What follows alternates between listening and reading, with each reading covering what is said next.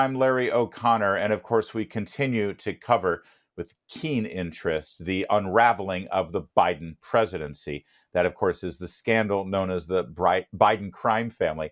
But make no mistake, this isn't just about Biden's family, his uncle, his son, and other children. It's about the Biden White House, about the Biden administration, the Biden Justice Department, and yes, even the FBI. Most Washington, D.C. scandals have the same components, the same ingredients to bake that scandal cake.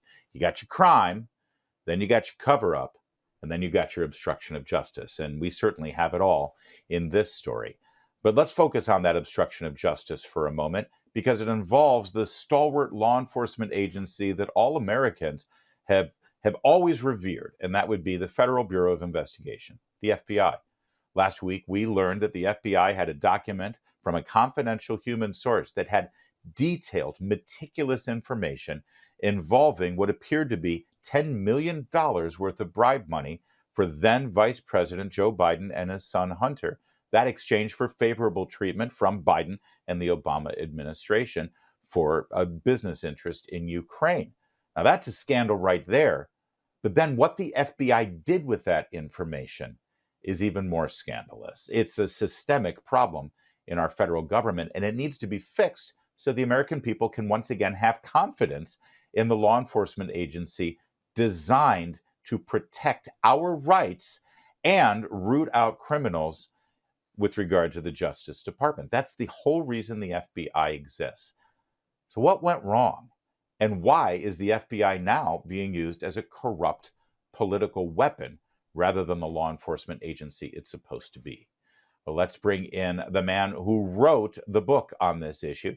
The book is called The Fall of the FBI, How a Once Great Agency Became a Threat to Democracy, written by Tom Baker. Tom Baker, who was a 33-year veteran of the FBI. He's one of the good guys, and that's why he joins us now. Mr. Baker, thanks for joining us. Glad to be with you, Larry. I mean, if it gives me heartache to say that the FBI has become politicized and corrupt, I can't imagine what it's like for you, having served for that agency for so long.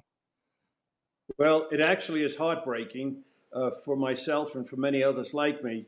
But beyond our own personal heartbreaks, there's a great concern for our country and for the Bill of Rights. That's what has to be addressed. That's what we have to get back to. You know, there would be some cynics that said the FBI was always like this. Under J. Edgar Hoover, it was highly politicized. The difference is he used it as a political weapon against both sides of the political equation. Now it just seems to be a cudgel for one side. Well, J. Edgar Hoover is a long time in the past, to be quite frank about that. But he set certain standards, and following on him, others set standards. William Webster, Louis Freeh, and agents were always trained about the primacy of the Constitution. I'm afraid with the new quote unquote intelligence-driven paradigm that was started under Bob Mueller, that's Bob Mueller of special counsel fame, and then exacerbated by the poor leadership of James Comey, we've gotten away from this mindset of a law enforcement agency and wandered into the dangerous, uncharted waters of domestic intelligence. Yeah, let's peel this back a little bit here, because most people, when you think of the FBI, you just think, well, these are federal cops. They're investigators. They work for the Justice Department. And like a local police department or sheriff's office in your local county or state, where they would investigate violations of state law, the FBI is just there to be a cop for violations of federal law. So what is this whole intelligence aspect? Why are they acting like spies all of a sudden? Well, I think it began under Mueller. Bob Mueller was the director of the FBI for only 2 or 3 days before the September 11th attacks happened.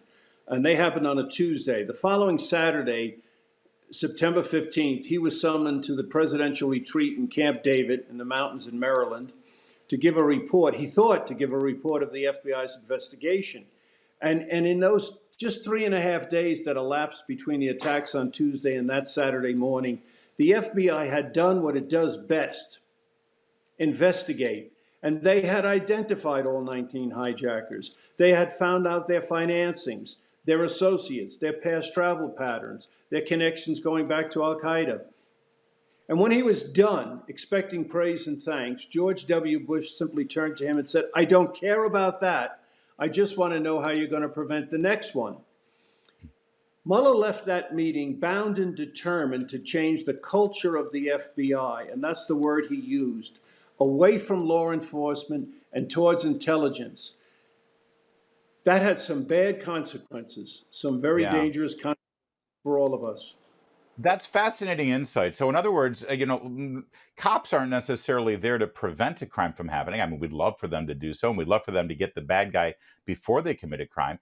But usually, cops are there to sort of gather evidence after the crime and then catch the bad guy, hopefully before he can commit the next crime. What you're telling me is, under President Bush and the determination that we had not to get attacked again by our enemies, foreign and domestic, that the FBI was basically charged with preventing those horrible things, not just cleaning up the mess afterwards, not just finding the bad guys, but actually getting in front of the next attack.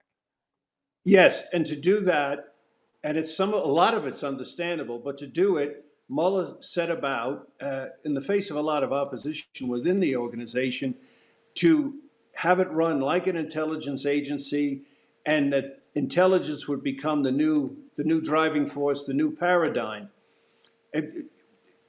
Let me just mention this for you and your viewers. There's a very significant difference between the culture, the mindset in law enforcement and in intelligence.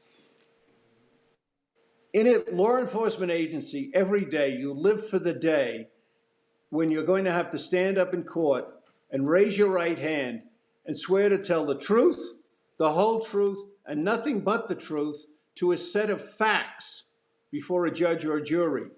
That's quite different than an intelligence agency who deal in and work towards, they deal in deceit and deception, first of all, and they work towards an estimate, a best guess.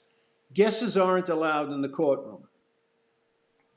Well, they also, if I may, work within the confines of the Constitution, unlike law enforcement that says these are the walls, this is what we're allowed to do.